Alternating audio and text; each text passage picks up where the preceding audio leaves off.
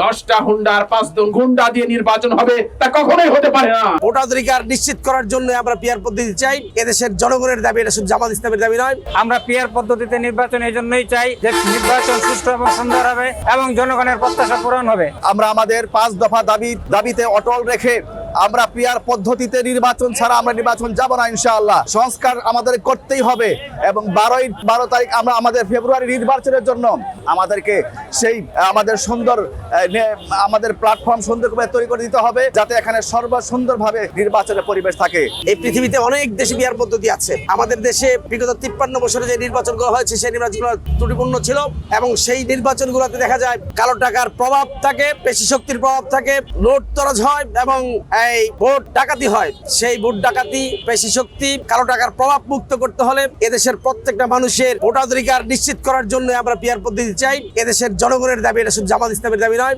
সাধারণ সকল মানুষের দাবি। পিয়ার পদ্ধতির মধ্য দিয়ে আমরা যে আমাদের একটা ভোট, সেই ভোটের মূল্যায়ন পেতে চাই। মূল্যায়নের মধ্য দিয়ে আগামী দেশ চলবে সেটা আমরা নিশ্চিত করতে চাই ইনশাআল্লাহ। জামাত ইসলামী পিয়ার পদ্ধতি নির্বাচনের মাধ্যমে জনগণের ভোটাধিকার নিশ্চিত করতে চায়।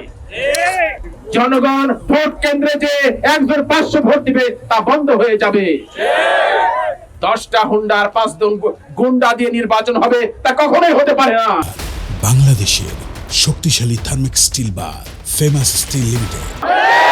সুতরাং আমরা নির্বাচনের আগে সংস্কার চাই। আমাদের খায়রুল হাসান ভাই সুন্দর গল্প বলেছেন, খালের ওই পার গেলেই ভাগ বাটোয়ারা হবে। যারা একসঙ্গে আন্দোলন করলো তাদের কোনো দাবি সেখানে থাকবে না। আমরা চাই যারা 24-এর আন্দোলন করেছি সব দলগুলোকে নিয়ে আমরা নির্বাচনে যেতে চাই। জনগণ যাদেরকে ভোট দেবে তারা ক্ষমতায় বসবে। ভোট হওয়ার আগে কি করে বলতে পারি যে আমরা ক্ষমতায় গেলে আমরা এটা বাস্তবায়ন করব? যারা এই কথা বলে তারা চাঁদাবাজ, যারা এই কথা বলে তারা ভোট ডাকাতি করতে চায়, যারা এই কথা বলে তারা জনগণের অধিকার মানতে চায় না। আমি বিশ্বাস করি আগামী দিনে জামাত ইসলামী এদেশের 18 কোটি মানুষকে সঙ্গে করে পিয়ার পদ্ধতির মাধ্যমে আগামী ফেব্রুয়ারিতে নির্বাচন চাই। আমরা এই নির্বাচনের জন্য অতি সত্বর এই সরকারকে আহ্বান করব, সরকার আপনি দয়া করে জনগণের সেন্টিমেন্ট বুঝুন, জনগণের অধিকার মেনে নিন। আন্দোলনের কাছে হাসিনা পালিয়েছে, জনগণের আন্দোলনের কাছে কেউ টিকতে পারে না।